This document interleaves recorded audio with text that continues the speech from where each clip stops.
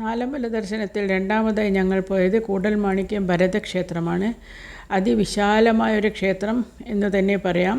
എല്ലാം ഒരു വലിയ രൂപത്തിലാണ് അവിടെയൊക്കെ ഡിസൈൻ ചെയ്തിട്ടുള്ളത്. ഈ ഒരു തട്ടുവിളക്കും അതിന് താഴെ താങ്ങി നിർത്തുന്ന ആമയും ഒക്കെ അസാധാരണ വലിപ്പമുള്ളതായിരുന്നു. എല്ലാ ക്ഷേത്രങ്ങളിൽ നിന്നും ഞാൻ ഇതുവരെ കണ്ടതിൽ നിന്ന് ഒരല്പം എല്ലാത്തിനും ഒരു വലിയ ധാരാളിത്തത്തോടെ പണിത ഒരു ക്ഷേത്രം. അസാധാരണമായ കരവേലകളും കൈവിരുതുകളും ഒക്കെ അതിൽ സമന്വയിച്ചിട്ടുണ്ട്. ഈ ഒരു മണിക്കൂർ കൊണ്ടൊന്നും കണ്ടു തീരാൻ പറ്റാത്തത്രയും വലിപ്പമുണ്ട് ആ ക്ഷേത്രത്തിന്.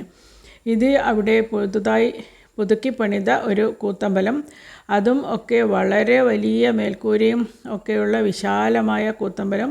അവരുടെ അനുമതിയോടൊക്കെ ഇതൊക്കെ ഫോട്ടോ എടുത്തോളാൻ പറഞ്ഞു. എന്നാലും ഞങ്ങളുടെ സമയക്കുറവ് മൂലം ഞങ്ങൾ അധികമൊന്നും ഞാൻ എടുത്തില്ല. ഇത് അവിടത്തേക്കുള്ള പ്രവേശന കവാടത്തിലുള്ള മ്യൂറൽ പെയിൻറ്റിങ്സ് ആണ്. മ്യൂറലാണോ അല്ല എക്രിലിക് ആണോ പെയിൻറ്റ് ഉപയോഗിച്ചെന്നറിയില്ല. പെയിൻറ്റിങ് മ്യൂറൽ രൂപത്തിലുള്ളത്, അതും വളരെ ഭംഗിയിൽ നിറച്ചും ഒരുപാട് പെയിൻറ്റിങ്സ് ഉണ്ട്. ഇതൊക്കെ പിന്നെ ഞങ്ങൾ ഹരേരാമ ഹരേകൃഷ്ണ കണ്ണൂർ ഇസ്കോണിൻ്റെ നേതൃത്വത്തിലുള്ള ബസ്സിലാണ് യാത്ര പോയത്. എല്ലാത്തിനുമുള്ള സമയം അവർ അനുവദിച്ചു തന്നിരുന്നു. ഒന്നിനും ഒരു തിരക്കൊന്നും കൂട്ടാതെ ഞങ്ങളുടെ ഇഷ്ടത്തിന് ഞങ്ങൾക്കെല്ലാം കാണാനും തൊഴാനും ഒക്കെയുള്ള സൗകര്യം കിട്ടി. പിന്നെ ശ്രീരാമസ്വാമി ക്ഷേത്രത്തിൽ ധാരാളം തിരക്കുണ്ടായിരുന്നു. ലാസ്റ്റുള്ള ലക്ഷ്മണ ശത്രുഘ്ന ക്ഷേത്രത്തിലും പിന്നെ ഇവിടെയുള്ളൊന്നും അധികം തിരക്കുണ്ടായിരുന്നില്ല.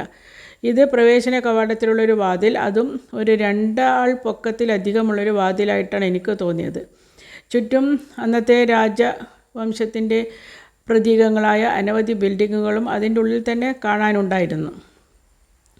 എല്ലാം കൂടി ഈ ക്യാമറയിൽ ഒപ്പിയെടുക്കുകയും ഒക്കെ വലിയ വിഷമമുള്ള കാര്യം തന്നെയായിരുന്നു. കാരണം ഞങ്ങൾക്ക് ഒരുപാട് സമയമൊന്നും അവിടെ ചിലവഴിക്കാനും പറ്റില്ല. പിന്നെ ഇതും വട്ടശ്രീകോവിലാണ്.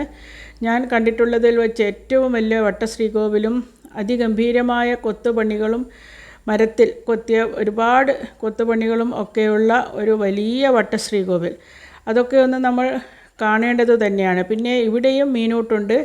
അത് നമുക്ക് പക്ഷേ പൂജാരിയാണ് നമുക്ക് വേണ്ടി പ്രാർത്ഥിച്ചിട്ട് മീനൂട്ട് അവരാണ് കൊടുക്കുക. ആ ചിറയുമൊക്കെ ചുറ്റിയിട്ടാണ് ഈ തിരക്ക് മൂലം പുറത്തേക്ക് കടക്കുവാനുള്ള സൗകര്യം അവർ ചെയ്തു വന്നത്. അതുകൊണ്ട് അതും വിശാലമായി കാണാൻ കഴിഞ്ഞു. പുറത്ത് കടന്നാൽ അവിടെ ഒരു മ്യൂസിയവും ഉണ്ട്. ഇതൊക്കെ നമുക്ക് സാവകാശം കാണണമെങ്കിൽ അല്ലാത്ത സമയത്ത് പോയി കാണണം. Thanks for watching.